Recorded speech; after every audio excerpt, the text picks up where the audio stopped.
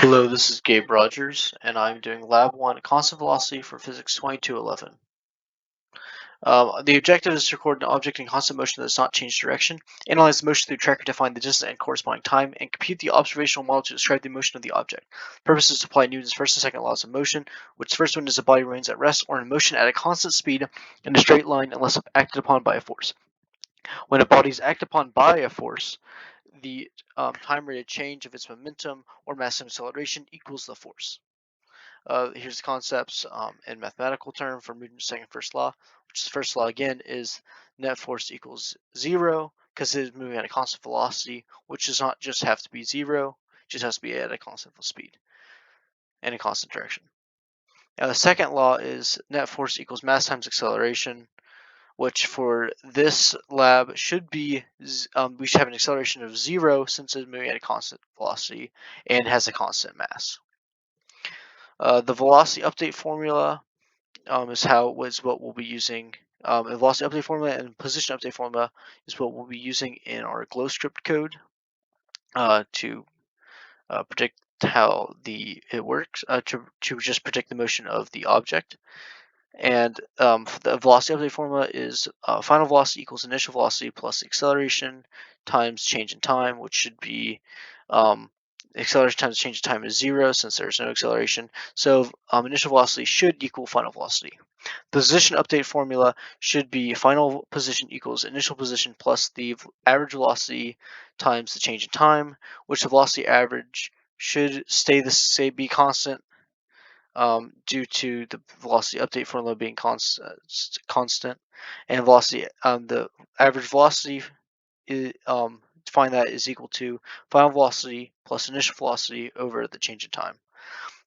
The observed motion of this experiment is it starts off at origin using the center of the ball, which is what we use to draft the ball or track the ball. Start from the center of origin and move left to right, which I put in was the positive direction, which is why we have a positive slope, positive linear slope in the top right, since it's moving positive and at a constant speed, which gives us this nice straight linear line, positive slope.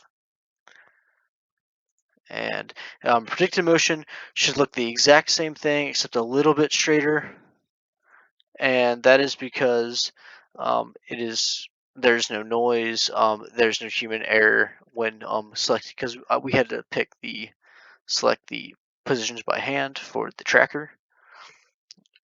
And as you can see here, the slope is in a constant positive direction, and the ball moved, the blue, which is blue, moved from left to right. And how we calculated the initial velocity in this simulation was we used the first and second frame of the video, previous video, and we did the change in position over the change in time, which got us 0.756 meters per second. And the comparison between the two is they were pretty much exactly the same. I mean, there's a little bit more noise in the actual, and it was a little bit slower than the predicted model, which we can attribute to friction, because the computation model was faster than the real model due to the frictional force acting against the motion of the ball, making it just a bit slower, but I mean it's barely negligible. And then what does it mean? Is it possible to say how many pushes and pulls are added together to give a zero net force in the case observed? Yes, if we assume friction is negligible, which it pretty much was, there was no other imbalancing forces on the ball, we can say that there were zero forces giving it zero net force. What if the axes were flipped? The positions would become increasingly more negative over time. The velocity would also become negative since it is a vector. This does not change the magnitude of velocity or position, only the direction, so everything will just be in the negative direction, which is position, velocity, acceleration. And then error sources.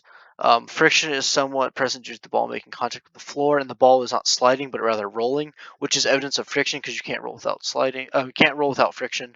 And then change of direction. If the ball rolled away from the straight line it was following, it could cause the ball to appear faster if it was rolled toward the camera, or slower if it rolled away from the camera, since the ball was rolled perpendicular to the camera. And the second one is human error. Like I said, it's just clicking, not the direct center on the tracker, could make it slightly more noisy. And that is all I have. Thank you all.